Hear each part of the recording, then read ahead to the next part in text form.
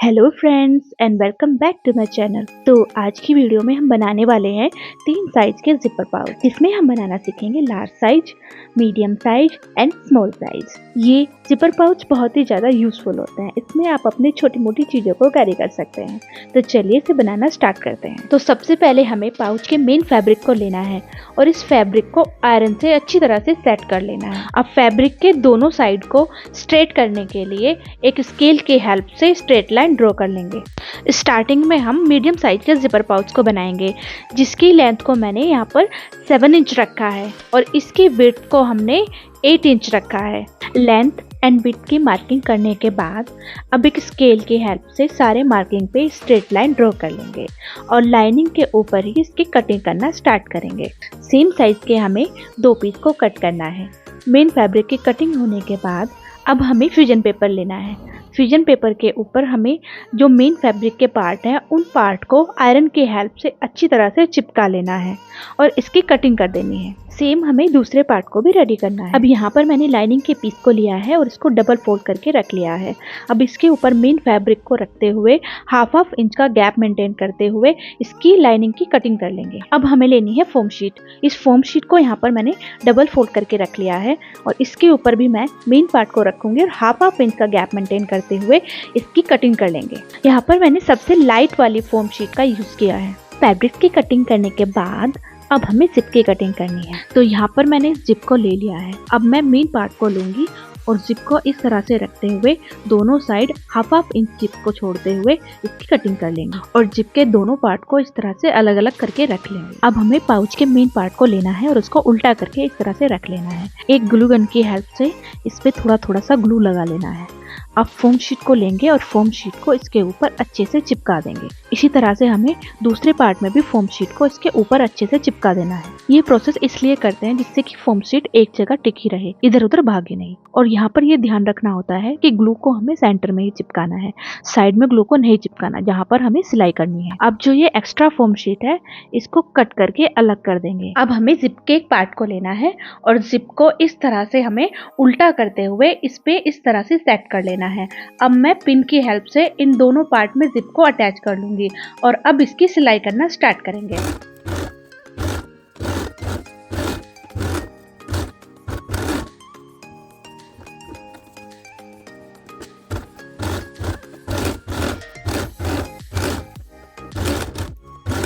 तो यहाँ पर मैंने दोनों पार्ट में जिप को अटैच कर लिया है। अब हमें लाइनिंग को अटैच करना है। तो लाइनिंग को एक पीस को लेंगे और लाइनिंग को इस तरह से इसके ऊपर रखते हुए इन दोनों पार्ट को पिन से अच्छे से सिक्योर करने के बाद अब इसकी सिलाई करना स्टार्ट करेंगे।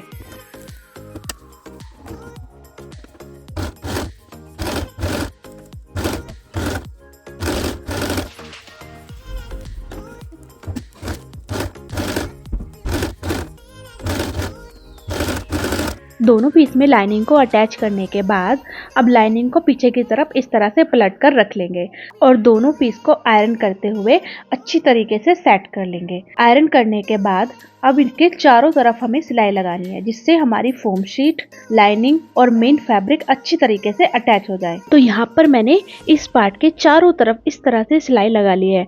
जहाँ पर हमने जिप अटैच किया था वहाँ पर भी हमने सिलाई लगाई है। अब जो इसका एक्स्ट्रा पार्ट है उसको कट करके अलग कर देंगे। यहाँ पर ध्यान रहे कि हम जिप की कटिंग नहीं करेंगे, जिप को हम एक्स्ट्रा ही रहने देंगे। अब हमें एक जिप लॉक लेना है और इस जिप लॉक को जिप से अटैच कर लेना है।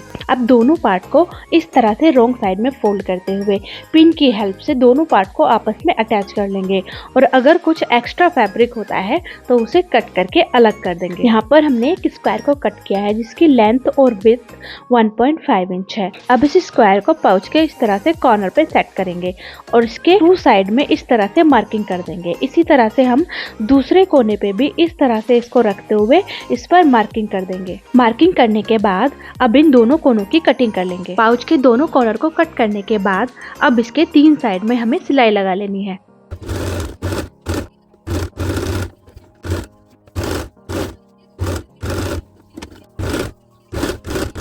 तो यहाँ पर हमने पाउच के 3 साइड में सिलाई लगा ली है। अब हमने यहाँ पर लाइनिंग से एक पट्टी को रेडी किया है। इस पट्टी को हम तीनों साइड इस तरह से अटैच करेंगे जिससे कि सिलाई दिखाई न दे। तीनों साइड में पट्टियों को अटैच करने के बाद अब हमें कॉर्नर की सिलाई करनी है, तो कॉर्नर पे जो एक्स्ट्रा पट्टी आई हुई है उसको कट करके अलग कर देंगे और इसको इस तरह से फोल्ड करते हुए दोनों साइड की जो सिलाइयाँ हैं उन दोनों साइड की सिलाइयों को मिलाते हुए इस तरह से पिन की हेल्प से इसको यहाँ पर अटैच कर देंगे। दूसरे कॉर्नर को भी हमने इसी तरह से अटैच कर लिया है।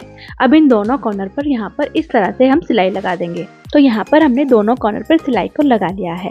जिस तरह से हमने साइड में पट्टियाँ लगाई थी लाइनिंग की, उसी तरह से हम इन दोनों कॉर्नर पे पट्टियों को लगा देंगे। तो यहाँ पर इस तरह से हमने दोनों कॉर्नर पर पट्टियों को अटैच कर दिया है।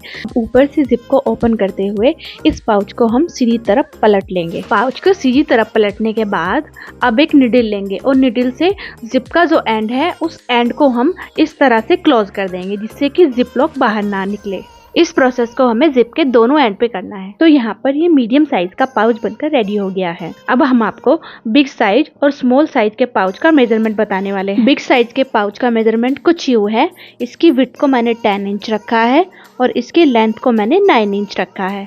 इसी तरह से मैंने इसकी कटिंग कर ली है। इस पाउच में जिप को अटैच करने से पहले मैंने जिप के दोनों साइड में इस तरह से जिप टैग को लगा लिया है और उसके बाद इस जिप को मैंने इस पाउच से अटैच किया है। बिग साइज के पाउच के कॉर्नर को कट करने के लिए मैंने 2 बाई 2 इंच के स्क्वायर को कट किया है और सेम प्रोसेस से इसके कॉर्नर को कट कर लिया है। तो सेम प्रोसेस से मैंने यहाँ पर बिग साइज के जिपर पाउच को बनाकर रेडी कर लिया है। अब हम देखेंगे स्मॉल साइज के पाउच का मेजरमेंट, जिसकी विड्थ को हमने 6 इंच रखा है और इसकी लेंथ को हमने 5 इंच रखा है। सेम प्रोसेस से हम इसकी कटिंग कर लेंगे। इस पाउच के कॉर्नर को कट करने के लिए हमने 1 बाई 1 इंच के स्क्वायर को कट किया है और सेम प्रोसेस से हमने इसको सिल लिया है, जो कि देखने में काफी क्यूट लग रहा है। इस तरह से हमने तीनों पाउच को बनाकर रेडी कर लिया है। तो आज की पाउच की वीडियो यहीं पर समाप्त होती है। मिलते हैं किसी नेक्स्ट वीडियो में, तब तक के लिए बाय बाय।